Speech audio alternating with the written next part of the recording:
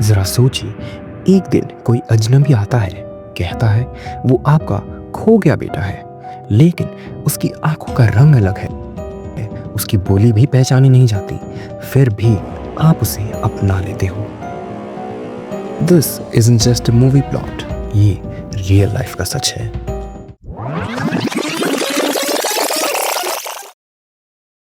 ये कहानी है फ्रेडरिक बोर्तिनो की,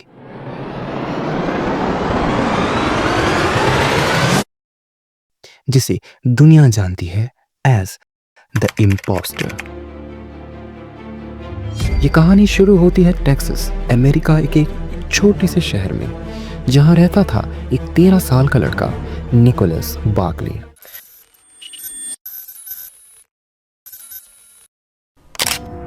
निकोलस एक नॉर्मल बच्चा नहीं था। उसकी जिंदगी में काफी चैलेंजेस थे। वो स्कूल छोड़ चुका था, पुलिस रिकॉर्ड्स में उसका नाम आता था और उसका अपने परिवार से भी कई बार झगड़ा होता रहता था। लेकिन एक बात तो पक्की थी, वो सिर्फ एक 13 साल का बच्चा था जो खुद को समझने की कोशिश कर रहा था। उसका घर का माहौल भी काफी डिस्टर्ब था। उसकी माँ बेवर्ली डॉलरहाइट स्ट्रगल कर रही थी और उसका बड़ा भाई जेसन ड्रग्स का आदी था। ये एक ऐसा परिवार था जहाँ प्यार से ज्यादा टेंशन थी और हर दिन कुछ ना कुछ केओस होता था।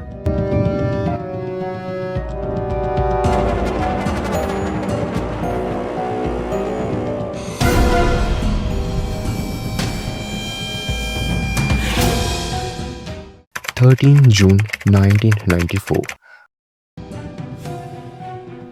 वो दिन जब निकोलस लास्ट टाइम देखा गया।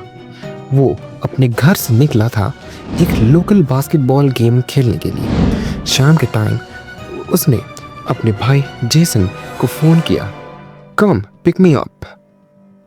लेकिन जेसन ने कहा, I was sleeping, I didn't go. उस फोन कॉल के बाद निकोलस कभी वापस नहीं आया।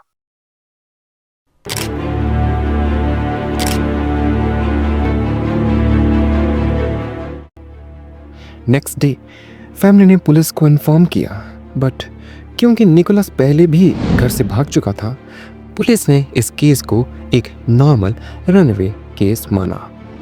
उन्होंने सोचा may be he will come back in few days. लेकिन दिन गुजरते गए, हफ्ते बीतते गए और निकोलस का कोई भी पता नहीं चला।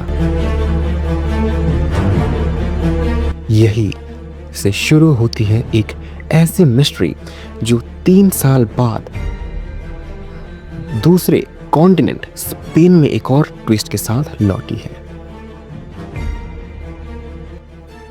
अब आते हैं फ्रेडरिक बोर्तिनो, जिसे मैंने एज द इम्पोस्टर मेंशन किया था।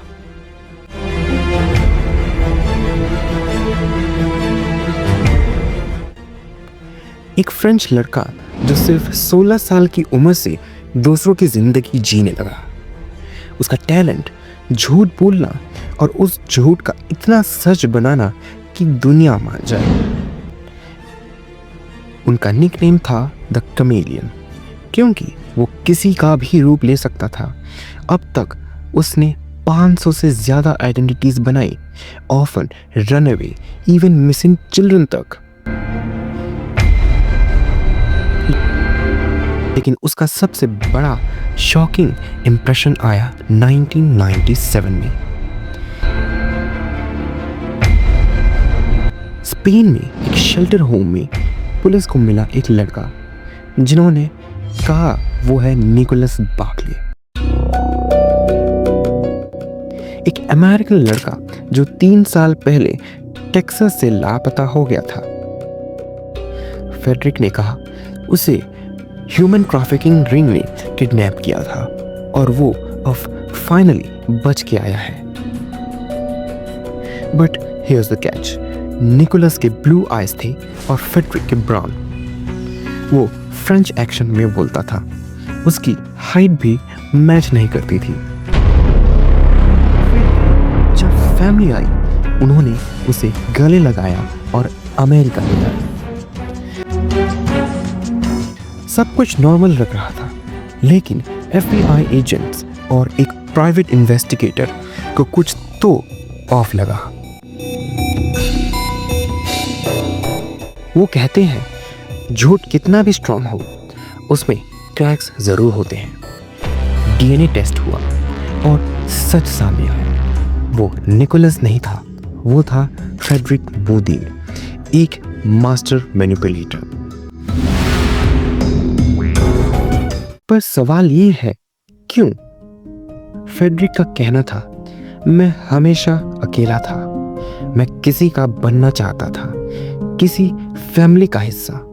उसने झूठ को अपना जरिया बनाया बिलोंगिंग पाने के लिए।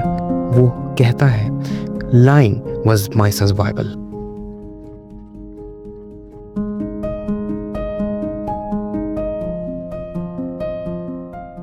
एक और ट्विस्ट यहां है, कुछ लोग कहते हैं कि फैमिली ने उसे एक्सेप्ट इसलिए किया क्योंकि वो कुछ छुपा रहे थे।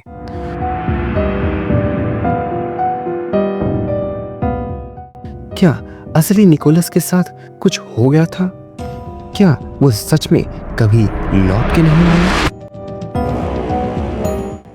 फ्रेडरिक को 6 साल की जेल हुई और फिर भी उसने जेल के बाद भी इम्पर्सनेशन जारी रखी।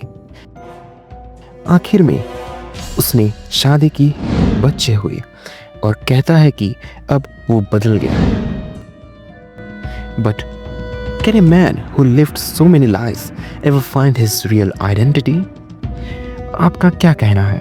क्या फ्रेडरिक सिर्फ एक बेचारा था या एक डेंजरस मैनिपुलेटर? कमेंट करके ज़रूर बताएं, और अगर ऐसी और ट्रू क्राइम स्टोरीज पसंद आती हैं तो लाइक, शेयर और सब्सक्राइब करना मत भूलना।